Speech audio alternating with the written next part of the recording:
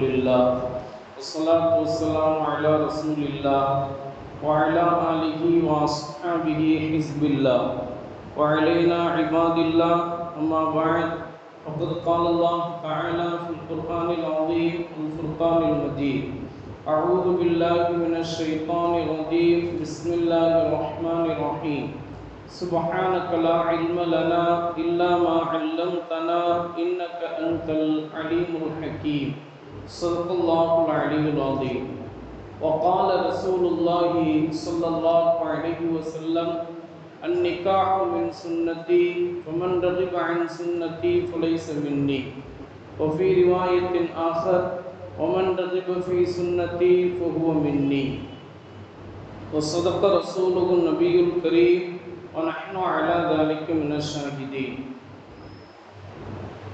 கண்ணியத்திற்கும் பெருமதிப்பிற்கும் உரிய அல்லாஹ்வின் நல்லடியார்களே, பாசத்திற்குரிய தாய்மார்களே, அன்பிற்குரிய சகோதர சகோதரிகளே, அல்லாஹ்வினுடைய மாபெரும் கிருபையினால் தஃப்சீருல் குர்ஆனில் கரீம் தற்போது 113வது வாரத்தை அடைந்திருக்கிறது. இதுவரையிலும் சூரா பக்ராவினுடைய 235 வசனங்கள் வரை உண்டான விரிவுரை விளக்கங்களை கடந்த வாரம் வரைக்கும் நாம் கேட்டு வந்தோம். இந்த வாரம் சூரா பக்ராவினுடைய 236, 237 ஆகிய 2 வசனங்களுக்குண்டான விரிவுரை விளக்கத்தை நாம் கேட்க இருக்கின்றோம். இந்த வாரத்தினுடைய இந்த தஃப்சீர் இப்போதுள்ள கால சூழ்நிலையில் நமக்கு முக்கியமாக கேட்டு பயன்பெற வேண்டிய, நம்முடைய உள்ளத்தில் பதிக்க வேண்டிய முக்கியமான சட்டமாக இருக்கிறது. ஏன்னா நம்மெல்லாம் பெரிய அந்தஸ்தில், பெரிய வயதில் நம்முடைய சாலிகான பிள்ளை செல்வங்களுக்கு திருமணம் முடித்து வைக்கக்கூடிய அந்த மாதிரியான ஒரு அந்தஸ்தில் நாம் எல்லாம் இருக்கின்ற இந்த சமயம், இந்த ஒரு சட்டம், அல்லாஹ்வினுடைய இந்த சட்டத்தை நாம் தெளிவாக கேட்டு மனதில் பதிய வைத்துக் கொள்வது, அதன்படி வாழ்நாள் முழுவதிலும் நாம் நடப்பது, மற்றவர்களுக்கு எட்டி வைப்பது ஆகிய அனைத்தும் நம் மீது கட்டாய கடமையாக இருக்கிறது. கடந்த வாரம் நாம் படித்த அந்த வசனத்தினுடைய விஷயம் என்னவென்று சொன்னால், கணவனை இழந்த விதவை பெண்கள் அவர்கள் இத்தாவினுடைய காலத்தில் தனிமையில் இருக்கின்ற சமயம் அவர்களை இரண்டாவது திருமணமாக மணமுடிக்க விரும்பக்கூடிய ஆண்கள், அந்த விதவை பெண்கள் இத்தாவினுடைய காலத்தில் இருக்கின்ற சமயம் எப்படி அவர்களிடம் நாம் நடந்து கொள்ள வேண்டும் என்கின்ற முழுமையான சட்ட விளக்கங்களை நாம் கடந்த வாரம் கேட்டோம். அதோடு அந்த வசனத்தின் உண்டான சட்டங்கள் முடிவடைந்து விட்டன. இந்த வாரம் நாம் படிக்கக்கூடிய இந்த 2 வசனங்களுக்கு உண்டான விஷயத்தை பற்றி குர்ஆனுடைய விரிவுரையாளர்கள் நமக்கு சொல்லி காட்டுகிறார்கள். அதாவது திருமண ஒப்பந்தத்தின் போது, திருமண ஒப்பந்தம் ஈஜாப் கபூல் சொல்லிக் கொடுக்கணும் இல்லையா? மாப்பிள்ளைக்கு ஈஜாப் கபூல் சொல்லிக் கொடுப்போம். தந்தையை, அதாவது மணப்பெண்ணை பெற்றெடுத்த தந்தையை முன் வச்சு அவருடைய கையோடு மாப்பிள்ளை கையையும் ஒன்றிணைச்சு ஈஜாப் கபூல் செய்து கொடுக்கக்கூடிய அந்த சமயத்தில் அந்த மாப்பிள்ளை தன்புறத்திலிருந்து அந்த மணப்பெண்ணுக்கு அன்பளிப்பாக கொடுக்கக்கூடிய, மனமுவந்தளிக்கக்கூடிய மகர், அந்த மகரை குறித்து நம்ம அந்த ஈஜாப் கபூல்ல சொல்லுவோம். நான் உங்களுடைய சாலிகான மகளை, இந்த ஒரு மகரை அன்பளிப்பாக நான் உங்களுக்கு, அதாவது உங்களுடைய சாலிகான பெண்ணிற்கு நான் தந்து, இந்த இருவருடைய சாட்சியாளர்கள் இவர்களை முன்வைத்து இங்கே கூடி இருக்கக்கூடிய அவைவர்கள் ஜமாத்தார்கள் முன்னிலையில் நான் மனம் முடித்துக் கொண்டேன் அப்படின்னு சொல்லுவோம் இல்லையா? அந்த மகர் எப்படி இருக்க வேண்டும்? அந்த மகர் நாம் எதற்காக வேண்டி கொடுக்கின்றோம்? அந்த மகர் கொடுப்பதனுடைய நோக்கம் என்ன? அந்த மகர் சொல்லப்படக்கூடிய அந்த நிர்ணயிக்கப்பட்ட அந்த விஷயத்தில் நாம் எப்படி அதில் நடந்து கொள்ள வேண்டும், அதில் எப்படியெல்லாம் நடந்து கொள்ளக்கூடாது என்பது பற்றி உண்டான முழுமையான சட்ட விளக்கங்களை அல்லாஹ் தஆலா இந்த 2 வசனங்களில் நமக்கு கூறி காட்டுகிறார். அதைத்தான் குர்ஆனுடைய விரிவுரையாளர்கள் மஹர் குறித்து உள்ள சட்டங்களை அல்லாஹ் இந்த 2 வசனங்களில் கூறுவதோடு மட்டுமல்லாமல் 4வது ஜுஸ்வில் வரக்கூடிய சூரத்துன் நிசா என்று சொல்லப்படக்கூடிய பெண்கள் என்று வரக்கூடிய அந்த சூறாவிலும் இந்த மஹரை குறித்து இன்னொரு பகுதியான சட்டங்களையும் அல்லாஹ் தஆலா அதில் சொல்லி காட்டுகிறான் என்பதாக குர்ஆனுடைய விரிவுரையாளர்கள் சொல்லி காட்டுகிறார்கள். ஆக இப்ப நம்ம பார்க்கக்கூடிய இந்த 2 வசனங்களினுடைய நோக்கம் இதுதான்.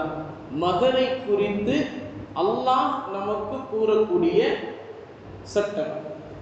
இதை நபிகள் நாயகம் ஸல்லல்லாஹு அலைஹி வஸல்லம் அவர்கள் சஹாபாக்களுடைய சபையிலே எப்படி அதை வெளிப்படுத்தினார்கள், சஹாபாக்கள் எப்படி நடந்து கொண்டார்கள், நபி அவர்கள் தங்களுடைய வாழ்க்கையிலே திருமணத்திலே எப்படி நடந்து கொண்டார்கள் என்பது பற்றி உண்டான எல்லா விஷயங்களையும் முன்வைத்து அதனுடைய வெளிச்சத்தில் குர்ஆனுடைய விரிவுரையாளர்கள் நமக்கு கூறி காட்டுகிறார்கள். அல்லாஹ் சொல்வதை, அல்லாஹ்வினுடைய வார்த்தையை நாம் முதலில் கவனிக்க வேண்டும்.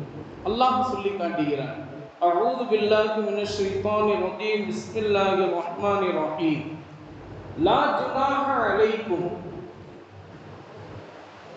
கணவன்மார்களாகிய உங்கள் மீது எந்த ஒரு குற்றமும் இல்லை, இன் பல்லத்துக்குமுன் நிசாஅ, நீங்கள் மனமுடித்த பெண்களை விவாகரத்து செய்வதற்கு நாடி இருந்தால், மாலம் தமஸ்ஸூஹுன்ன, நீங்கள் எந்த பெண்களை மனமுடித்தீர்களோ அந்த பெண்களோடு தாம்பத்திய உறவை நீங்கள் மேற்கொள்ளாமல் இருக்கும் சமயத்திலும், அவ் அல்லது தஃப்ரிது லஹுன்ன ஃபரீதத்தன், அந்த பெண்களிடம் மனமுடிக்கின்ற அந்த ஒப்பந்தத்தின் போது மகரை குறித்து நான் உனக்கு இவ்வளவு தருவேன், இவ்வளவு தருகிறேன் என்ற அந்த மகரினுடைய ரொக்க தொகையை குறிப்பிட்டு சொல்லி அல்லது சொல்லாமல் நீங்கள் இருந்தால், அப்படி இருக்கக்கூடிய அந்த சமயத்திலும் நீங்கள் அந்த பெண்களை தலாக் என்கின்ற அந்த விவாகரத்துக்குண்டான அந்த வார்த்தையை பயன்படுத்தி தாம்பத்திய உறவை முடித்துக் கொள்வதனால் எந்த ஒரு தப்பும் எந்த ஒரு குற்றமும் இல்லை, எந்த ஒரு குற்றமும் இல்லை. காரணம் என்னன்னு சொன்னால், நீங்கள் மகர் சொன்னது மாதிரி நீங்கள் கொடுத்துடணும், அதே மாதிரி தாம்பத்திய உறவை இதுவரைக்கும் நீங்கள் மேற்கொள்ளவும் இல்லை. வெறும் ஈஜாப் கபூல் திருமணம் மட்டும் உங்கள் 2 பேருக்கும் நடந்திருக்குது. இது போன்ற சமயத்தில் திருமணம் முடிச்சுட்டு நம்ம வந்து ஒரு 2-3 நாளில் தலாக் சொல்லி அவங்க 2 பேர் பிரிகிறாங்க அப்படின்னு இருந்தால், அந்த சமயத்தில் நீங்கள் வந்து சொன்ன அந்த மகரை வந்து நீங்கள் எப்படி கொடுக்கணும், அதை நீங்கள் கொடுத்து நீங்கள் தலாக் விடுவதனால உங்கள் மீது எந்த ஒரு குற்றமும் இல்லை என்று சொல்லி அல்லாஹ் தஆலா சொல்லி காட்டுகிறான். அப்படி சொல்கிற போது அல்லாஹ் சொல்லி காட்டுகிறான், அந்த மகரை கொடுக்கக்கூடிய அந்த சமயத்தில் அந்த பெண்களிடத்தில் நீங்கள் எப்படி நடந்துக்கணும்னா, வமத்திஊஹுன்ன, அந்த பெண்களிடம் நீங்கள் நல்ல முறையில் சந்தோஷமாக அவர்களிடத்தில் நீங்கள் கொடுத்து விடுங்கள். சந்தோஷமாக மனம் வந்து நீங்கள் கொடுக்கணும். அந்த மகரை கொடுக்கும்போது எந்த ஒரு வெறுப்பையோ எந்த ஒரு கோபத்தையோ எந்த ஒரு உதாசீனப்படுத்தக்கூடிய அந்த வார்த்தையோ அந்த பெண்களிடம் நீங்கள் சொல்லக்கூடாது. சொல்லக்கூடிய உரிமையும் உங்களுக்கு கிடையாது. பெண்களுக்கான அந்த ஒரு அந்தஸ்தை அல்லாஹ் தஆலா இந்த மகரின் மூலமாக உயர்த்தி வைத்திருக்கிறான். அதனால் நீங்கள் அந்த பெண்களிடம் உரிய முறையில் மகரை கொடுக்கின்ற போது நீங்கள் சந்தோஷமாக மனமுவந்து கொடுத்து விடுங்கள். அதில் கொடுக்கக்கூடிய அந்த மாப்பிள்ளை, மகரை கொடுக்கக்கூடிய இந்த மாப்பிள்ளை ஒன்று வசதி உள்ளவராக இருப்பார் அல்லது ஏழையாக இருப்பார் இல்லைங்களா, அல்லது நடுத்தர அந்தஸ்து கொண்டவராக இருப்பார். எப்படியும் அல்லாஹ் சொல்லி காட்டுகிறான், அலல் மூசிஇ கதருஹு, வசதி படைத்த மாப்பிள்ளையாக இருந்தால் அவருடைய அந்தஸ்து என்னவோ அதை கவனித்து நீங்கள் சந்தோஷமாக கொடுத்து விடுங்கள். வசதி படைத்த மாப்பிள்ளை அதனால அவரு உங்களுடைய அந்தஸ்துக்கு என்ன கொடுக்கணும்னு நீங்க நினைக்கிறீங்களோ அதை நீங்க அந்த பெண்களிடம் அழகான முறையிலேயே நீங்கள் கொடுத்து விடுங்கள். வஅலல் முக்திரி கதருஹு, அதுபோல ஏழ்மையானவர் அப்படின்னு இருந்தா அவருடைய அந்தஸ்துக்கு ஏற்ப கதருஹு, அவருடைய அந்தஸ்துக்கு ஏற்ப அவர் அந்த மகரை அந்த பெண்ணிடம் சந்தோஷமாக கொடுத்து விட வேண்டும். மதாஅன் பில் மஅரூஃபி, அல்லாஹ் இவ்வளவையும் சொல்லிட்டு அல்லாஹ் சொல்லி காட்டுகிறான். மதாஅன் பில் மஅரூஃபி, அழகிய முறையில் மகிழ்ச்சியாக அந்த மகரை கொடுத்து விடுங்கள். ஆனா நம்ம இன்னைக்கு சபையில கொடுக்கக்கூடிய அந்த மகர் எப்படியெல்லாம் நம்ம கொடுக்குறோங்கிறதெல்லாம் நீங்க அப்படியே நினைச்சு பார்த்தீங்கன்னா தெரியும். அல்லாஹ் சொல்லக்கூடிய வார்த்தையை பாருங்க. மதாஅன் பில் மஅரூஃபி, அழகிய முறையில் சந்தோஷமாக மகிழ்ச்சியாக நீங்கள் கொடுத்து விடுங்கள். சேர்ந்து வாழ்ந்தாலும் சரி, சேர்ந்து வாழாம அந்த திருமண உறவை முறித்து கொண்டாலும் சரி, நீங்க சொன்ன அந்த மகரை அல்லது குறிப்பிடாவிட்டாலும் நீங்க அந்த மகரை நீங்க அந்த பெண்களுக்கு கொடுத்து விடுங்கள்.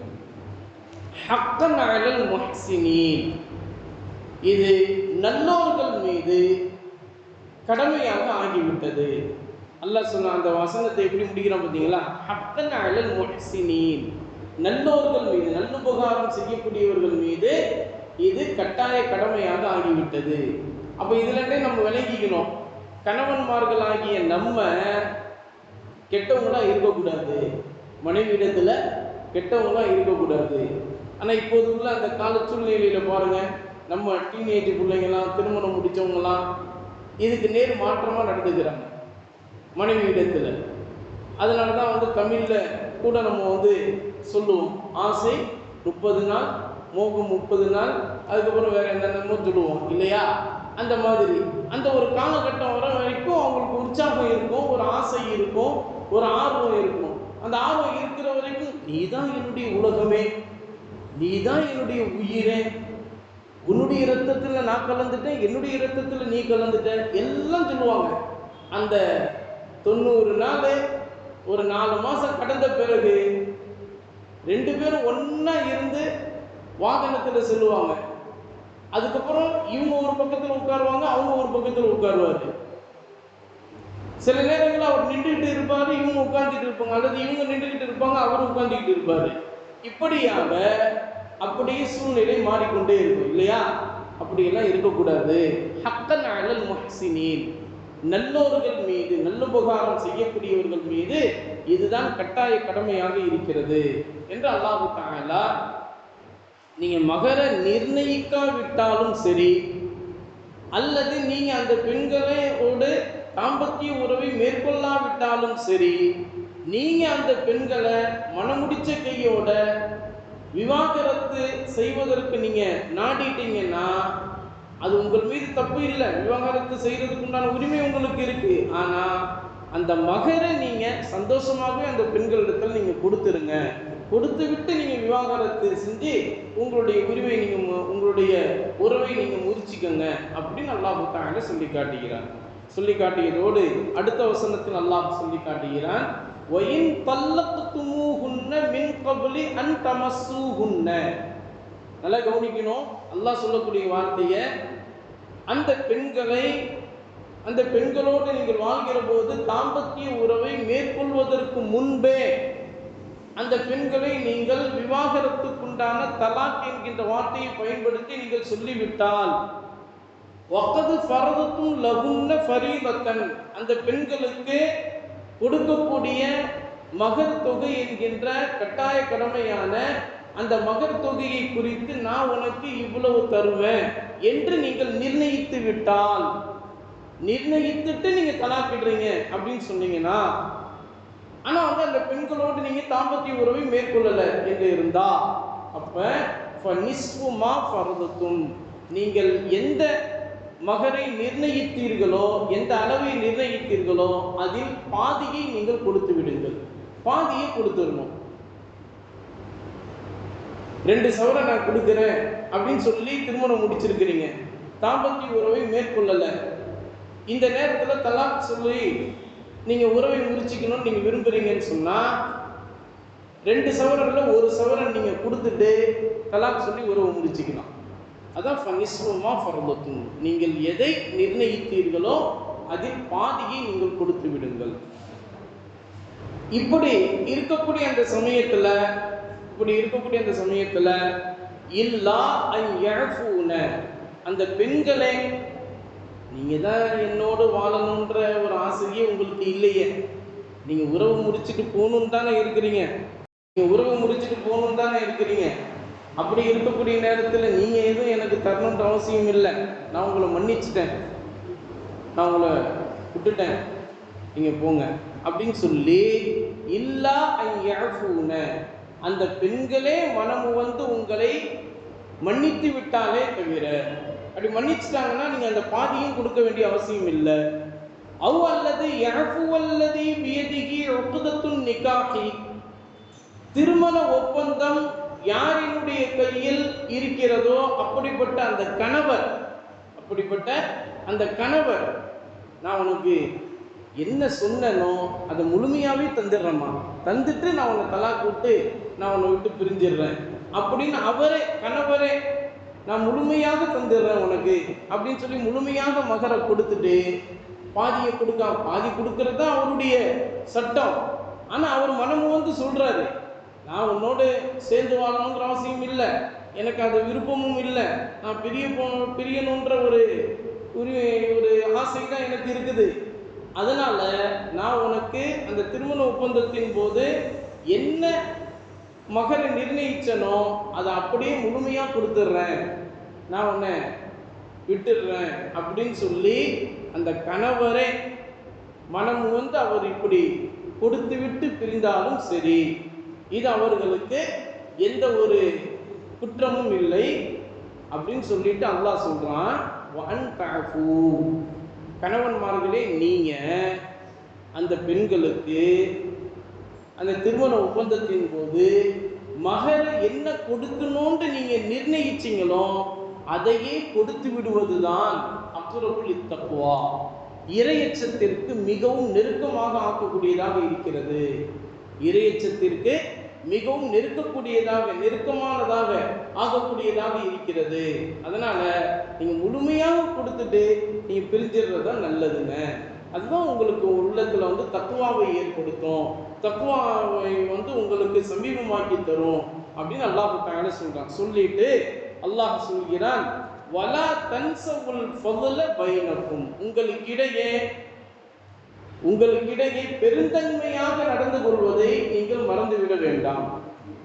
மனக்கசப்பு, மனப்பிணக்கு இதெல்லாம் ஏற்படும் தான், அதெல்லாம் நீங்கள் ஒதுக்கி வச்சுட்டு பெருந்தன்மையாக நடக்கணும். மாப்பிள்ளையாக இருந்தாலும் சரி, மணப்பெண்ணாக இருந்தாலும் சரி, மணப்பெண் வந்து திருமணம் முடித்து வீட்டுக்கு வரக்கூடிய சமயத்தில் இது மாதிரியான ஒரு விவாகரத்துக்கு உண்டான அந்த மாதிரியான விஷயங்கள்லாம் வரக்கூடிய அந்த சமயத்தில் 2 பேருமே மனம் பொருந்தி பெருந்தன்மையாக நடந்து கொள்வதை நீங்கள் மறந்துவிட வேண்டாம். அந்த இடத்துல எந்த ஒரு சண்டை சச்சரவையோ, எந்த ஒரு வெறுப்பையோ, எந்த ஒரு கோபத்தையோ நீங்கள் காட்டி விடாதீர்கள் அப்படின்னு கணவனையும் மனைவியையும் அல்லாஹ் தஆலா பார்த்து சொல்லுகிறார். இதில் உறவினர்கள் யாரும் உள்ளே வரக்கூடாது. அவங்களாம் வந்து 3ஆம் அவர். உறவினர்கள் யாரும் இங்கே உள்ளே வரக்கூடாது. அது பெற்றெடுத்த தந்தையாக இருந்தாலும் சரி, பெற்றெடுத்த தாயாக இருந்தாலும் சரி, மற்ற உறவினர்களாக இருந்தாலும் சரி, யாரும் உள்ளே வரக்கூடாது. கணவன் மனைவிக்கு நடுவில் யாரும் உள்ளே வரக்கூடாது. அவங்க 2 பேரும் என்ன முடிவு எடுக்கிறாங்களோ அதில் அவங்க பெருந்தன்மையாக நடந்து கொள்வது, அது அவங்க மறந்துவிடக்கூடாது சொல்லிட்டு அல்லாஹ் தஆலா சொல்லி காட்டுகிறான், இன்னல்லாஹ், நிச்சயமாக அல்லாஹ் தஆலா பிமா தஅமலூன, நீங்கள் செய்யக்கூடிய எல்லா விதமான காரியங்களையும் பஸீருன், தெளிவாக பார்க்கக்கூடியவனாக இருக்கிறான். அதனால 4 சுவற்றுக்குள்ள தானே நம்ம இதெல்லாம் செய்கிறோம். அது யார் பார்க்க போறா, அல்லாஹ் எப்படி பார்க்க போறான் அப்படின்லாம் நீங்க நினைச்சிடாதீங்க. அல்லாஹ் நுண்ணறிவாளனாக இருக்கிறான், எல்லாவற்றையும் அல்லாஹ் பார்க்கக்கூடியவனாக இருக்கிறான் என்று சொல்லி அல்லாஹ் தஆலா அந்த 2 வசனங்களையும் அல்லாஹ் தஆலா முடிக்கின்றான். இப்போ குர்ஆனுடைய விரிவுரையாளர்கள் நமக்கு சொல்லி காட்டுகிறார்கள், அல்லாஹ் சூரா பக்ராவினுடைய 236, 237 ஆகிய இந்த 2 திருவசனங்களை இந்த அர்த்தத்தில் அல்லாஹ் தஆலா சொல்லி தந்ததோடு மட்டுமல்லாமல் இந்த 2 வசனத்திலும் ஒரு மாப்பிள்ளை மணப்பெண்ணிற்கு கொடுக்கக்கூடிய வழங்கக்கூடிய அன்பளிப்பு தொகையான அந்த திருமண கட்டணமான அந்த மகர் எப்படி இருக்கணும், அது எப்படி கொடுக்கணும் அப்படிங்கிற அந்த அழகிய நடைமுறையை அல்லாஹ் தஆலா இந்த 2 வசனங்களில் அல்லாஹ் தஆலா சொல்லி காட்டுகிறார். அதுபோல 2வது விஷயம், கணவன் மனைவி இருவரும் அப்பதான் சேர்ந்திருக்காங்கன்னா அப்பதான் ஈஜாப் கபூர்லாம் சொல்லி அவங்கள தம்பதியர்களாக மணப்பெண் அதே மாதிரி இவர் மாப்பிள்ளை அப்படின்னு சொல்லி அப்பதான் எல்லாத்துக்கும் அறிமுகம் செய்யப்பட்டிருக்கு. அப்பதான் திருமணத்தில் எல்லாத்தையும் 2 பேரையும் நம்ம சேர்த்து வச்சிருக்கோம். பெரியோர்களால் எல்லாருமே நிச்சயித்த வண்ணம் அவர்களை சேர்த்து வாழ வைப்பதற்காக வேண்டி அவங்களே சேர்த்து விடப்பட்டிருக்கு. இப்போ இந்த மாதிரியான நேரத்தில் அவங்க 2 பேருமே சேர்ந்த கையோடையே பிரிஞ்சுட்டு போகணும் அப்படிங்கிற மாதிரி நினைக்கிறாங்க. அப்படிங்கிற அந்த சூழல்ல இப்போ அந்த பெண்களுக்கு அந்த மனமுடித்த அந்த மாப்பிள்ளைமார்கள் மகர் கொடுக்க வேண்டுமா கொடுக்க வேண்டாமா அப்படிங்கிற இந்த விஷயத்தை அல்லாஹ் தஆலா சொல்லி காட்டுகிறார். அதில் நம்ம வசனத்தில் படித்ததின்படி நமக்கு தெளிவான முறையிலே விளங்குது, மகர் கொடுத்து தான் ஆகணும். மகரை கொடுக்காமலாம் நீங்கள் போயிட முடியாது, மகர் கொடுத்து தான் ஆகணும். என்ன ஒன்று, தாம்பத்திய உறவை மேற்கொள்ளாத வரைக்கும் நீங்கள் பாதியை கொடுக்கலாம் நிர்ணயிச்சிருந்தா. அப்படி இல்லை நீங்கள் முழுசாவே கொடுக்கணும்னு ஆசைப்பட்ட தாராளமாக கொடுக்கலாம். ஆக மொத்தம் மகரை கொடுக்காம போயிடக்கூடாது அப்படிங்கிறது இந்த 2 வசனங்களிலிருந்து நமக்கு தெளிவாக தெரிகிறது என்று குர்ஆனுடைய விரிவுரையாளர்கள் நமக்கு சொல்லி காட்டிவிட்டு அடுத்ததாக அல்லாஹ் சொல்லக்கூடிய அந்த வசனத்திலிருந்து நமக்கு சொல்லி காட்டுகிறார்கள். இது போன்ற மகரை கொடுக்கக்கூடிய அந்த சமயத்தில் மாப்பிள்ளை வசதி உள்ளவராக இருக்கலாம், ஏழ்மையானவராக இருக்கலாம், நடுத்தர வயதுடையவராக, நடுத்தர அந்தஸ்து பெற்றவராகவும் இருக்கலாம். எப்படியோ ஆக மொத்தம் அவரவர்களுடைய அந்தஸ்திற்கு ஏற்ப அவங்க மகரை கொடுப்பது கட்டாய கடமையாக இருக்கிறது அப்படிங்கிறத அல்லாஹ் தஆலா இந்த வசனத்தில் நமக்கு தெளிவாக சொல்லி காட்டிவிட்டார். சில நேரங்களில் வசதி உடையவர்களே வசதி இல்லாதது போல காட்டிக்குவாங்க மகரை கொடுக்கக்கூடிய நேரத்தில். அதிலலாம் பார்த்தீங்கன்னா ஒரு கிட்டத்தட்ட ஒரு 1990 இதிலலாம் நடந்த ஒரு விஷயம் என்னன்னா, மகருன்னு சொன்னாலே 500 ரூபா 501 ரூபா. அதையும் அந்த சபையில் கொண்டு கொடுக்கும்போது அந்த 2ஆ மடிச்சு இதான் மகர் அப்படின்னு சொல்லி கொடுப்பான். இதான் மகர் 501 ரூபா. அப்படியா, சரி, இந்த நிக்காக முடிச்சு கொடுத்த இந்த அஜத்துக்கு என்னங்க ஹதியா கொடுப்பீங்க? 50 ரூபா. 50 ரூபா என்னங்க 50 ரூபா அஜத்துக்கு? அவருக்கு தான் நம்ம சாப்பாடு போடுறோம்ல, பிரியாணி சாப்பாடு. அவர் பிரியாணி சாப்பிட்றாரு. அவருக்கு வேற என்ன தேவை இருக்கு? அவருக்கு சாப்பிட்டு தூங்குறவருக்கு அவருக்கு அது போதுங்க, 50 ரூபா போதுங்க. அவருக்கு 50 ரூபா. இப்போ மகர் என்ன? 501 ரூபா. இப்படியெல்லாம் எழுதப்பட்டிருக்கு. இன்னைக்கும் பள்ளிவாசலுடைய தப்தர்களில் அது இருக்குது தான், யாரும் இல்லைன்னு மறுக்கவே முடியாது, இல்லைங்களா? ஆனால் நபிகள் நாயகம் ஸல்லல்லாஹு அலைஹி வஸல்லம் காலகட்டத்தில் எப்படியெல்லாம் நடந்திருக்கு? மகரை அள்ளி அள்ளி வணங்கினார். மகரை அள்ளி அள்ளி வணங்கினார். அப்படிப்பட்ட காலகட்டத்தில் வசதி உள்ளவர்கள், ஏழ்மையானவர்கள், அதே மாதிரி நடுத்தர அந்தஸ்து பெற்றவர்கள் அவரவர்களுடைய அந்தஸ்துகளுக்கு ஏற்ப நீங்கள் மகர் தொகையை அமைத்து கொள்ள வேண்டும் அப்படின்னு அல்லாஹ் தஆலா சொல்லி காட்டுகிறார். அதன் பிறகு இந்த மகரை கொடுப்பதனால என்ன பிரயோஜனம் ஏற்படுது, மகரை கொடுக்கறதுனால என்ன பிரயோஜனம் ஏற்படுது அப்படிங்கிறத நம்ம தெரிஞ்சுட்டா இந்த மகரை ஏன் அல்லாஹ் தஆலா கொடுக்க சொல்கிறான் அப்படிங்கிறது முழுமையாக நமக்கு விளங்கிடும். அதுக்கு குர்ஆனுடைய விரிவுரையாளர்கள் நமக்கு சொல்லி காட்டுறாங்க. என்னன்னா, அதாவது நீங்கள் மகரை கொடுக்குறீங்களே, திருமண ஒப்பந்தத்தின் போது மகரை கொடுக்குறீங்கள, அந்த மகரை கொடுக்கக்கூடிய அந்த சமயத்தில் நீங்கள் அந்த மணப்பெண்ணை உயர்ந்த அந்தஸ்தில் வைத்து கண்ணியத்தோடு பார்க்கிறீர்கள். உயர்ந்த அந்தஸ்தில் வைத்து கண்ணியத்தோடு பார்க்கிறீர்கள் அந்த பெண்ணை. அப்போ அந்த பெண்ணுக்கு உண்டான அந்த மதிப்பை அந்த மகர் மூலமாக நீங்கள் கொடுக்குறீங்க. பணத்தை வச்சு தானங்க இன்னைக்கு மதிப்பு அப்படின்னு நம்ம சொல்கிறோம் இல்லையா? அது மாதிரி அந்த திருமண ஒப்பந்தத்தின் போது அந்த மகரை நீங்கள் கொடுக்கும்போது அந்த பெண்ணுடைய அந்தஸ்து உயர்வுக்கு வருகிறது அப்படின்னு ஒன்று. 2வது என்னன்னா, அந்த மகரை கொடுப்பதன் மூலமாக மாப்பிள்ளைக்கு அல்லாஹ் தஆலா சொல்லி காட்டுகிறான், எப்பா உன் கையில் இன்னைக்கு பிடிச்சி கொடுக்குறோம்ல, இன்னும் உன் கையில் இன்னைக்கு பிடிச்சி கொடுத்தது தான். நீ தான் இந்த பொண்ணுக்கு எல்லா செலவுகளையும் நீங்கள் கொடுக்கணும், ஆடைகளையும் நீங்கள் வாங்கி தரணும், எல்லா பொறுப்பும் உன்கிட்ட தான் இருக்கு அப்படிங்கிற அந்த பொறுப்பு உணர்வை மாப்பிள்ளைக்கு இந்த மகரின் மூலமாக ஏற்படுத்தி தரப்படுகிறது. ஆனால் நம்ம ஆட்கள் என்னன்னா, இப்போ உள்ள திருமணம் ஆயிடுச்சா அவ்வளோதான், புதகுழியில் விழுந்துட்டு இதுக்கு அப்புறம் உன்னை காப்பாற்றுறது, காப்பாற்றாமல் இருக்கிறது, நீ எந்திரிச்சு அங்கேருந்து வெளியே வர்றது, இதெல்லாம் உன் கையில் தான்ப்பா, என்னடா இப்படி பண்ணிட்ட அப்படின்ற வேற நம்முடைய ஆட்கள் இப்படியெல்லாம் பேசுவாங்க இல்லையா? அப்படி அல்ல. அந்த பொறுப்பு உணர்வை அல்லாஹ் தஆலா இந்த மகரின் மூலமாக மாப்பிள்ளையினுடைய உள்ளத்தில் அல்லாஹ் தஆலா பதிவு செய்கிறான். ரெண்டு விஷயம். மூணாவது என்னன்னா, இந்த பெண்ணிற்குண்டான பாதுகாப்பு. இந்த பெண்ணிற்குண்டான பாதுகாப்பு திடீரென்று ஏதோ ஒரு விதத்தில் மனமுடித்த அந்த கணவர் ஏதாவது ஒரு பயணத்தில் எங்கேயோ போய் மாட்டிக்கிட்டாரு, திரும்ப வர்றதுக்கு பல நாட்கள் பல வருடங்கள் கூட ஆகுது. இப்போ அது வரைக்கும் அந்த பெண்ணு என்ன செய்வாங்க?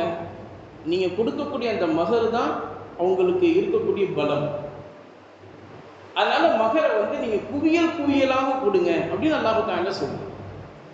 மகரை நீங்கள் குறைச்சி கொடுக்கணும்னு ஆசைப்படாதீங்க, மகரை குவியல் குவியலாக கொடுங்க அப்படின்னு சொல்லப்படுது. அதே மாதிரி அடுத்த விஷயம் என்ன அப்படின்னு கேட்டால், இந்த சமுதாயத்தில் அந்த பெண்ணை உயர்ந்த அந்தஸ்தில் பார்க்கப்படக்கூடிய அளவிற்கு அந்த மகர் நமக்கு உணர்த்தி காட்டுகிறது. உயர்ந்த அந்தஸ்தில் இந்த மகரை வச்சு தான் அந்த பெண்ணுக்குண்டான அந்தஸ்து சமூகத்தில் உயர்ந்த அந்தஸ்தாக பார்க்கப்படுகிறது. இன்னைக்கும் அப்படித்தான். 2008 கீழக்கரை அரிசியா அரபிக் கல்லூரியில் நான் பேராசிரியராக பணியாற்றி கொண்டு இருக்கும்போது உங்களுக்கு எல்லாத்துக்குமே தெரிஞ்ச ஒரு விஷயம்தான். கீழக்கரையை பொறுத்தளவில் அங்கே வாழக்கூடிய மக்கள் எல்லாருமே வெளிநாட்டில் தான் வாழ்வாங்க. பெரும்பாலும் ஆஸ்திரேலியா, லண்டன் இது மாதிரி பெரும்பாலும் அங்கே தான் இருப்பாங்க. எல்லாருமே அமெரிக்கா இது மாதிரி இடங்களில் தான் இருப்பாங்க. ஆனால் டிசம்பர் கடைசி 10 நாள்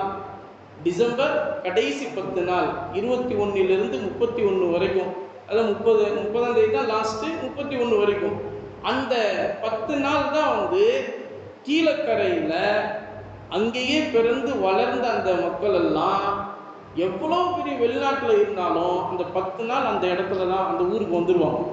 10 நாள் கோலாகலமாக இருக்கும். எந்த அளவுக்கு இருக்கும்னா, குட்டி சிங்கப்பூர்னு சொல்லுவாங்க. கீழக்கரையை குட்டி சிங்கப்பூர்னு சொல்லுவாங்க. வரலாற்று ஏடுகளில் இன்றைக்கும் பதிவு செய்யப்பட்டிருக்கு. அதில் பார்த்தீங்கன்னா மேலத்தெரு தைக்கா அப்படின்ற அந்த இடத்துல கிட்டத்தட்ட 5 ஏக்கர் நிலப்பரப்புல திருமண மண்டபத்தை கட்டி வச்சிருப்பாங்க. அந்த திருமண மண்டபத்தில் தான் அந்த 10 நாட்களும் நிக்காக நடைபெறும். கிட்டத்தட்ட நிறைய நிக்காக நடைபெறும்.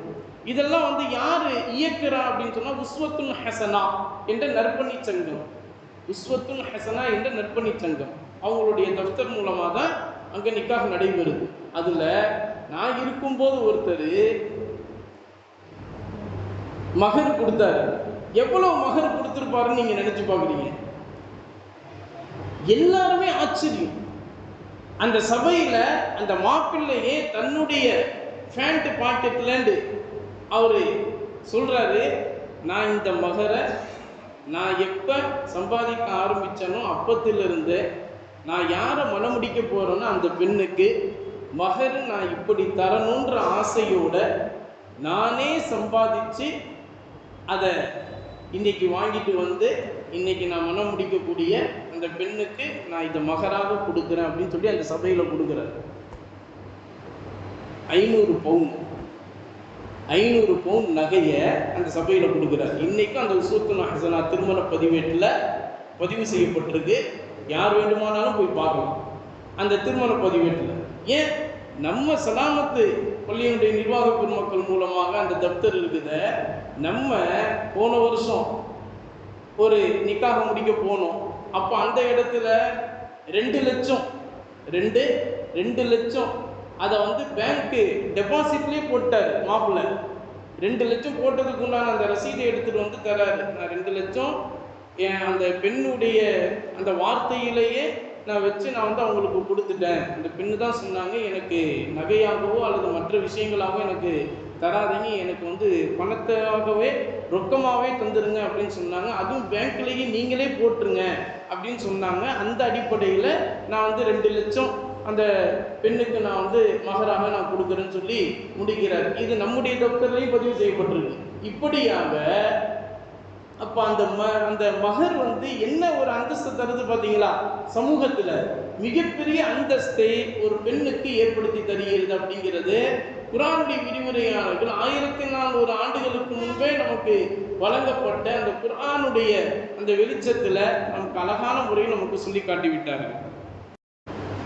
இப்ப குர்ஆனுடைய விரிவுரையாளர் சொல்றாங்க, இந்த மகர் நீங்க கொடுக்கறதுனால அந்த பெண்ணிற்கும் அதே மாதிரி அந்த மாப்பிள்ளைக்கும் ஒரு தைரியத்தை ஏற்படுத்தி தருகிறீர்கள். வாழ்க்கையில் ஒரு தைரியத்தை நீங்கள் ஏற்படுத்தி தருகிறீர்கள். என்ன தைரியம்? பெண்ணுக்கு என்ன தைரியம் அப்படின்னா, ஒரு சில காலகட்டத்தில் வந்து நமக்கு வாழ்க்கையில் இன்பமும் வரும், துன்பமும் வரும், கஷ்டங்களும் இருக்கும், நமக்கு சந்தோஷங்களும் இருக்கும், எல்லாமே மாறி மாறி வரக்கூடியதான வாழ்க்கை. அப்போ அந்த மாதிரியான சமயத்தில் அந்த பெண்ணுக்கு ஒரு மன தைரியத்தை, தன்னம்பிக்கை ஏற்படுத்தி தருவது இந்த மகராக இருக்கிறது. அதுபோல கணவனாகிய அந்த மாப்பிள்ளைக்கு என்ன ஒரு மன தைரியத்தை தருது அப்படின்னு சொன்னா, என்னால நான் எந்த ஒரு பொண்ணை நான் வந்து மனம் முடிச்சு வந்தேனோ அந்த பெண்ணுக்கு உண்டான எல்லா ஆஜத்துகளையும் என்னால் கொடுக்க முடியும் அப்படிங்கிற ஒரு மன தைரியத்தை அந்த கணவனுக்கு கொடுக்கப்படுகிறது. இதுதான் மகரினுடைய நோக்கமாக இருக்கிறது. எனவே மகரை கொடுக்கக்கூடிய அந்த மாப்பிள்ளைமார்கள் கட்டாயமாக அந்த பெண்களுக்கு மகரை குறைச்சி கொடுக்காதீங்க, அள்ளி அள்ளி கொடுங்க, குவியலாக நீங்க கொடுங்க அப்படின்னு சொல்லி குர்ஆனுடைய விரிவுரையாளர்கள் நமக்கு சொல்லி காட்டுகிறார்கள். அந்த அடிப்படையில் தான் ஹஜ்ரத் உமர் இப்னு கத்தாப் ரலியல்லாஹு தஆலா அவங்களுடைய கிலாபத்தினுடைய ஆட்சி காலகட்டத்தில் நல்லா கவனிக்கணும், எப்படியெல்லாம் நம்முடைய தாய்மார்கள் இருந்திருக்கிறாங்க, அந்த பரம்பரையில் வந்த தாய்மார்களை நம்ம இப்போ வச்சு பார்த்துக்கிட்டு இருக்கோம். அந்த அடிப்படையில் பாருங்க, ஹஜ்ரத் உமர் இப்னு கத்தாப் ரலியல்லாஹு தஆலா மதீனா நகரத்தில் பள்ளிவாசலில் எல்லா பெண்களையும் ஆண்களையும் ஒன்று கூட்டி, ஆண்கள் இந்த பக்கமும் பெண்கள் திரைக்கு அந்த பக்கமும் உட்கார வச்சு ஹஜ்ரத் உமர் இப்னு கத்தாப் ரலியல்லாஹு தஆலா ஒரு விஷயத்தை சொல்றாங்க. என்ன விஷயத்தை சொல்றாங்கன்னா, மாப்பிள்ளைமார்களே, இனி நீங்க பெண்களை மணமுடிக்கின்ற போது 400 தீனார் திர்ஹங்களை விட அதிகமாக மகர் கொடுத்து தான் முடிக்கணும் அப்படின்னு சொல்றாங்க. எப்படி? 400 தீனார் திர்ஹங்களை விட அதிகமாக நீங்க மகர் கொடுத்து தான் திருமணம் முடிக்கணும். இதுதான் வந்து அல்லாஹ் ரசூலுடைய சட்டமாக இருக்கிறது அப்படின்னு சொல்லி உமர் இப்னு கத்தாப் ரலியல்லாஹு தஆலா அவர்கள் சொல்றாங்க. சொன்னதுமே அங்க எல்லாம் ஒருவர் அப்படியே பேசிக்கொண்டு இருக்கிறாங்க. அப்படி அந்த சலசலப்பு ஏற்படுது. அப்ப ஒரு வயது முதிர்ந்த மூதாட்டி அவங்க எழுந்திருச்சு, அமீருல் முஃமினீன் ஹஜ்ரத் உமர் ரலியல்லாஹு தஆலா அவர்களே, என்னுடைய உள்ளத்திலிருந்து எழக்கூடிய ஒரு விஷயத்தை நான் உங்களிடத்துல பகிர்ந்து கொள்ளணும்னு நான் விரும்புகிறேன், பகிர்ந்து கொள்ளலாமா அப்படின்னு கேட்குறாங்க. அப்போ உமர் ரலியல்லாஹு தஆலா தாராளமாக பகிர்ந்து கொள்ளலாமா, சொல்லுங்க உங்களுடைய விஷயம் என்ன அப்படின்னு சொல்லும்போது, உமர் ரலியல்லாஹு தஆலா அவர்களே, நீங்கள் மகர் வந்து 400 தீனார் திர்ஹங்களை விட அதிகமாக கொடுக்கணும்னு நீங்கள் ஆண்களுக்கு நீங்கள் சொல்கிறீங்க.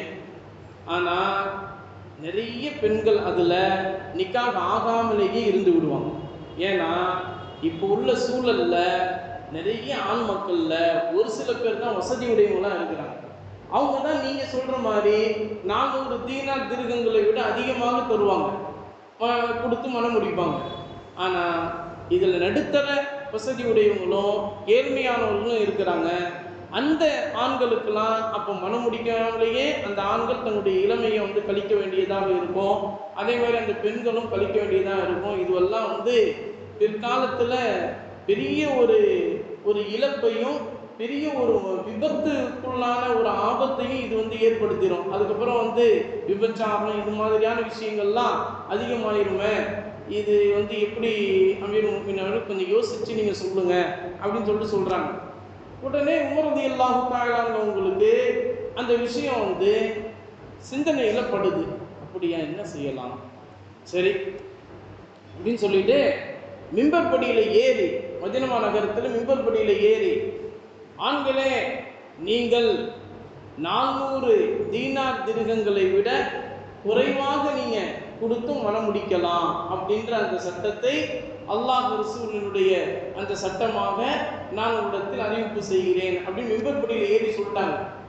மிம்பர் படியில ஏறி சொன்னதும் அங்க கூடியிருந்த பெண் மக்கள்ல வாலிப வயதுடைய ஒரு பெண்மணி, இளைஞியாக இருக்கக்கூடிய வாலிப வயதில் உள்ள ஒரு பெண்மணி, உமர் ரலியல்லாஹு தஆலா அவர்களே அப்படியே மிம்பர் படியிலே ஏறீங்க, நீங்க இப்ப சொன்ன இந்த சட்டம் இது சரியா அப்படின்னு கொஞ்சம் யோசிச்சு பாருங்க அப்படின்னு சொல்றாங்க.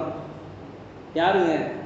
பெண்களாக இருக்கக்கூடிய, தாய்மார்களாக இருக்கக்கூடிய ஒரு பெண்மணி, வாலிப வயதில் உள்ள ஒரு பெண்மணி, அவங்க எழுந்திருச்சு சொல்றாங்க. அப்படின்னா அப்போ அவங்களுக்கு குர்ஆனுடைய ஞானம் எப்படி இருந்திருக்கும் பாருங்க.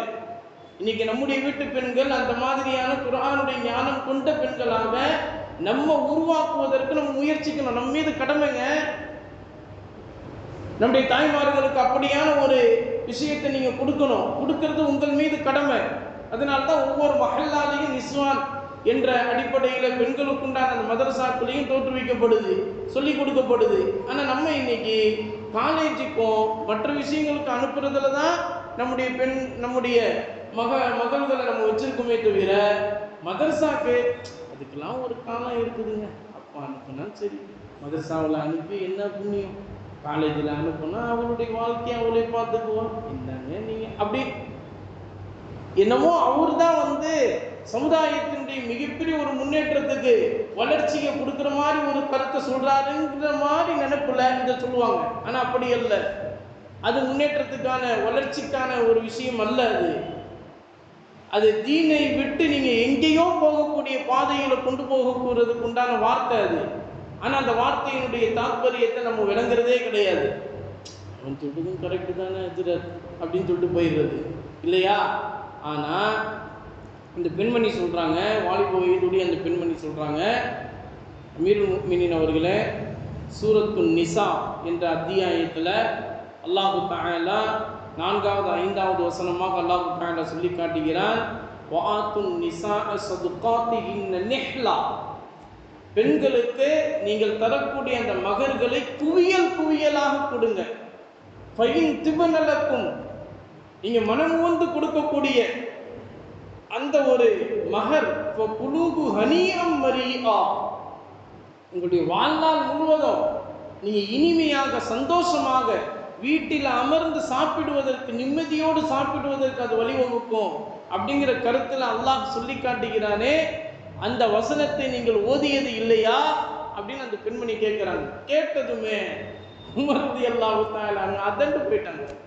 உமர் ரலியல்லாஹு அந்த மிம்பர்லயே அப்படியே 2 கை தூக்கி, யா அல்லாஹ், என்னுடைய சமுதாயத்தில், நான் ஹலீஃபாவாக இருக்கக்கூடிய சமுதாயத்தில் இப்படிப்பட்ட ஒரு சமூகத்தை, குர்ஆனை விளங்கி அதன்படி நடக்கக்கூடிய ஒரு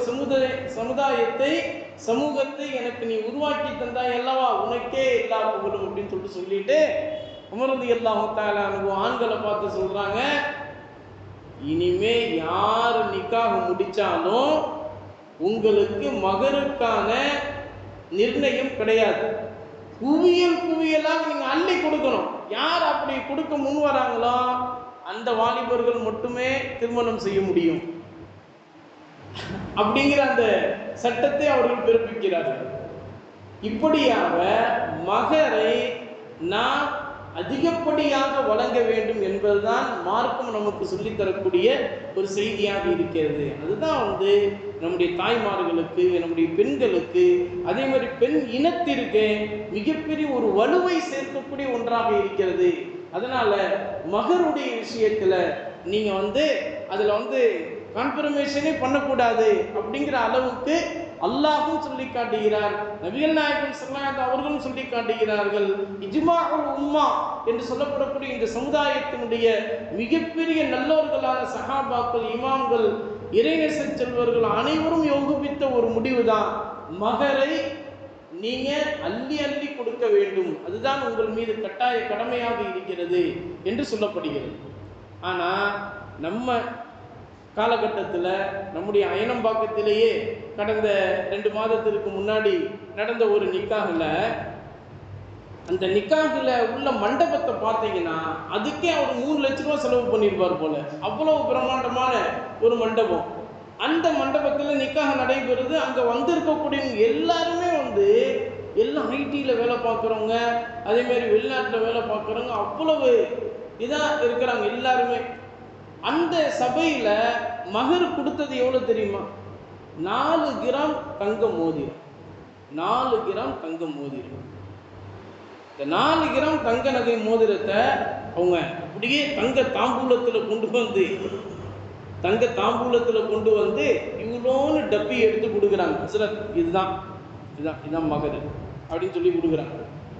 அப்போ மாப்பிள்ளை அங்கே இல்லை. நம்ம தப்தரில் எழுதக்கூடியவங்களாக இருக்கிறோம், அதனால் மாப்பிள்ளை அங்கே வரல. அதுக்கப்புறம் மாப்பிள்ளை எங்கே இருக்கிறாரு அப்படின்னு சொல்லி கேட்டு அவர்கிட்ட போய், எப்பா இவ்வளோ சம்பாதிக்கிற, மாதம் நீ எவ்வளோ சம்பாதிப்ப? 1.5 லட்ச ரூபா. 1.5 லட்ச ரூபா சம்பாதிக்கிற நீ மனம் முடிக்கக்கூடிய அந்த பெண்ணுக்கு கொடுக்கக்கூடிய மகர் 4 கிராமா அப்படின்னு கேட்டா, ஹஸ்ரத் நீங்கள் சத்தம் போட்டு பேசாதீங்க, எங்கள் வாப்பா பக்கத்துலேயே இருப்பாங்க, எங்கள் வாப்பா தான் சொன்னாங்க. டே ஹஸ்ரத்துக்கிட்ட நீ கொடுக்கக்கூடிய அந்த நகையை பெருசாக காட்டிடாத, ஒரு பெருசாக நினச்சி கேட்டுருவார். அதனால் அஜத்துக்கிட்ட நீ கம்மியாக தான் சொல்லணும் அப்படின்னு சொல்லி எங்கள் அப்பா சொல்லி வச்சுருக்காங்க. ஆனால் நான் மனம் முடிக்கக்கூடிய அந்த மணப்பெண்ணுக்கு நான் 2 சவரன் மகராக நான் கொடுக்கலான்னு தான் இருக்கிறேன். ஆனால் எங்கள் அப்பா அந்த தஃப்தரில் எழுதும்போது நீ 4 கிராம்னு காட்டிடுறா, இந்த சின்ன மோதிரத்தை காட்டிடுவோம், அதுக்கப்புறம் நீ வீட்டில் நீ உன்னுடைய பொண்டாட்டிக்கு நீ கழுத்தில் போடும்போது அப்போ நீங்கள் எங்கே எல்லாருக்கும் முன்னாடி நீ போட்டுரு, அதுக்கப்புறம் அச்சத்தை கூப்பிட்டு ஒரு துவா ஓதிடுவோம், நீ கை பிடிச்ச உடனே அச்சத்தை கூப்பிட்டு ஒரு துவா ஓதிடுவோம், அச்சத்துக்கு ஒரு 100 ரூபா கொடுத்துருவோம் அப்படின்னு எங்கள் அப்பா சொன்னார். அதனால தான் நான் இப்படி சொல்கிறேன். அது ஆனால் இது சபையில் சொல்லிடாதீங்க ஹஜ்ரத், சரிப்பா நீ நல்லாதி அப்படின்னு சொல்லிட்டு நம்ம அந்த நிக்காவை முடிச்சு விட்டு வந்தோம்னு வைங்களேன். இப்போ இது நம்ம கண் முன்னாடியே இன்னைக்கு நடக்கக்கூடிய விஷயம். ஏங்க இது ஒரு இந்த சமுதாயத்தினுடைய அவல நிலையாக நம்ம கவனிக்க வேண்டிய ஒரு விஷயம். இது மாதிரி நிறைய விஷயங்கள் நடைபெறுகிறது. அதனால தான் நம்முடைய பக்கத்தில் இருக்கக்கூடிய ஆம்பூர், வேலூர்லலாம் பாருங்கள், நிக்காக நடக்கக்கூடிய அந்த நேரத்தை பள்ளிவாசல் இமாம் தான் முடிவு செய்வார். 11 மணிக்கு நிக்கானா 11 மணிக்கு எல்லாருமே இருக்கணும். 11 மணிக்கு ஸ்டார்ட் பண்ணிடுவார். 11:01 வந்தாலும் நிக்காக நடைபெறாது. உலகத்தில் நீ எங்கே வேணாலும் போய் முடிச்சுக்க, இங்கே பள்ளியில் முடிக்க முடியாது. கேஸ் போடுறியா போடு, யார் ஜெயிக்கலான்றதை பார்க்கும். தைரியமாக இமாமே சொல்லுவார். அதுவே கொஞ்சம் ஆம்பூரில் இந்த பக்கம் வேலூரில் அப்படின்னா அங்கே என்ன சட்டம் அப்படின்னா 11 மணிக்கு நிக்காகு, நீ 11:01 வந்தனா 1 நிமிஷம் லேட்டாக வந்துட்டனால 1000 ரூபா நீ பள்ளிவாசலுக்கு கட்டணும், 2 நிமிஷம் லேட்டாக வந்த 2000 ரூபா கட்டணும், 5 நிமிஷம் லேட்டாக வந்தால் 5000 ரூபா கட்டணும். இப்படியாக வேலூரில் என்னிடத்தில் படித்த மாணவிக்கு நிக்காக நடக்கும்போது நம்ம போயிருக்கும்போது 5 நிமிஷம் லேட் ஆகிட்டார். அந்த 5 நிமிஷம் லேட் ஆனதுக்கு காரணம் என்னன்னா 10 மணிக்கே அவர் வீட்டில் புறப்பட்டுட்டாரு. அந்த ரயில்வே தண்டவாளத்தில் அந்த நேரம் பார்த்து அவன் கேட்டு போட்டு அந்த கேட்டை எடுத்த பிறகு தான் அந்த மண்டபத்துக்கு வர முடியும். கொஞ்சம் டிஸ்டன்ஸ் தான், அந்த பள்ளிக்கும் அந்த ரயில்வே கேட்டுக்கும் கொஞ்சம் டிஸ்டன்ஸ் தான். அது கடந்து வந்துட்டு அவர் வந்திருக்கலாம். ஆனால் 5 நிமிஷம் லேட் ஆகிட்டார். 5000 ரூபா இந்த மாப்பிள்ளை கொடுத்து விட்ட பிறகு தான் அங்கே நிக்காக ஓதப்பட்டுச்சு. இந்த சட்டத்தை நம்ம மெட்ராஸில் உள்ள இமாம்கள், ஏன் நம்ம பள்ளி இமாமாகிய நானே சொன்னாலும் இமாமை தூக்கிய. அது எப்படி? அவர் என்ன சொல்லுவார்? அவர் யார்? இப்படி தான் கேட்பாங்க இல்லையா?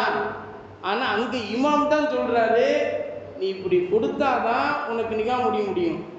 இல்லையா உலகத்தை நீ எங்கே வேணாலும் போய் மனம் முடிச்சுக்க, இங்கே மனம் முடிக்க முடியாது. கேஸ் போடுறியா போடு, நீ ஜெயிக்கிறியா நான் ஜெயிக்கிறியான்னு பார்க்கணும். இப்படி தான் பேசுகிறாங்க. ஆனால் இங்கே உள்ள இமாம் பேசுனா விடுவாங்களா? யாருமே விட மாட்டாங்க இல்லையா?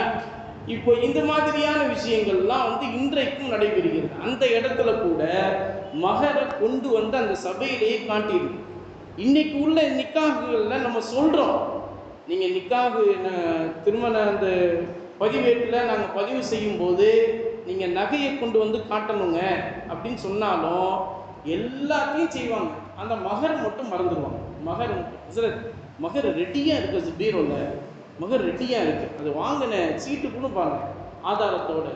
இல்லைங்க இந்த சீட்டெல்லாம் காட்டினா நமக்கு ஒத்துக்கொள்ள முடியாதுங்க, காசி ஒத்துக்கொள்ள மாட்டார், நம்ம கண்ணில் பார்க்கணுங்க, கண்ணில் பார்த்து தான் எடுக்கணும். சரி கொஞ்சம் காம்ப்ரமைஸ் பண்ணுங்களேன், நம்ம தானே நமக்குள்ளே என்ன இருக்குது, பீரோவில் பத்திரமா இருக்குது. இல்லைங்க பீரோன்னு நீங்கள் எடுத்துகிட்டு வர சொல்லுங்க, எடுத்துகிட்டு வந்தால் தாங்க நிக்காகை முடிக்க முடியும், இல்லைன்னா நிக்காகை முடிக்க முடியாது அப்படின்னு சொன்னாலும் ஹஸ்ரத் காம்ப்ரமைஸ் பண்ணுங்களேன்.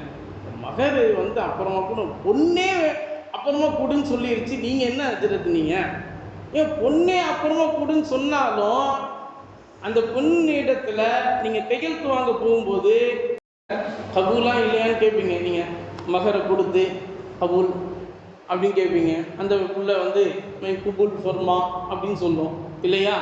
அந்த ஒரு வார்த்தையை நம்ம சொல்லும்போது அந்த மகரை கொடுத்து தான் கையெழுத்து வாங்கணும். அதே மாதிரி நீங்கள் தப்தரில் பாருங்கள், ஒரு வரி இதுக்காக வேண்டியே இருக்கும், மணமகனின் மூலமாக மணமகளிற்கு மகரை கொடுக்கப்பட்டது, அந்த மணமகள் நான் இதை பெற்றுக்கொண்டேன் அப்படின்னு கையெழுத்து போடுவாங்க. தப்தரில் இருக்குதுங்க பாருங்க. அதனால மகரை எடுத்துட்டு வந்தாதான் காட்டினாதான் மனம் முடிக்கவே முடியும்.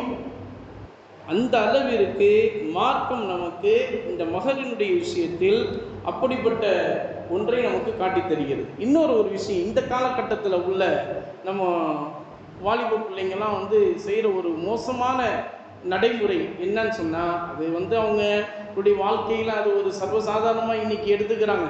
ஆனால் அது ஒரு மோசமான ஒரு செயல், மோசமான ஒரு நடைமுறை. அது நல்ல ஒரு மனிதர்களுக்கு உண்டான அழகான விஷயம் இல்லை. என்னன்னா, மகரு கொடுத்து மனம் முடிச்சிருவாங்க. மனம் முடித்து எல்லாம் வாழ்ந்துக்கிட்டே இருக்கும்போது அந்த பெண்ணிடத்துல நான் உனக்கு மகர் வாங்கி கொடுத்தேன்ல, அந்த மகருடைய அந்த நகையை நீ கொடுத்தேன்னா நான் பிஸ்னஸில் போட்டு அதை கொஞ்சம் வளர்ச்சிப்படுத்தி அதுக்கப்புறம் நான் உனக்கு திருப்பி வாங்கி தந்துடுறேனே அப்படின்னு சொல்லிட்டு பிஸ்னஸில் போடுறதுக்காக நகையை கொடுத்த மகரை திருப்பி கேட்குறாங்க. ஒன்று. ரெண்டாவது இன்னொரு விஷயம் என்னென்னா, அடமானம் வைக்கிறதுக்கு யார் இந்த காலகட்டத்தில் நமக்கு உருவா தருவா?